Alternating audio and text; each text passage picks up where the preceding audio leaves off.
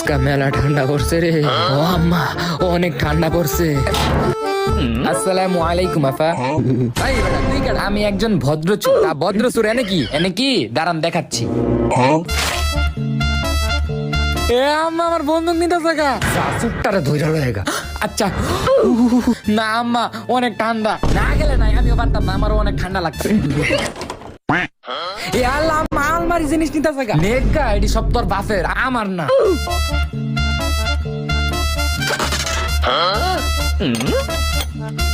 এ আল্লাহ, আম্মা তোমার কাঁচের প্লেট নিতে থাকা।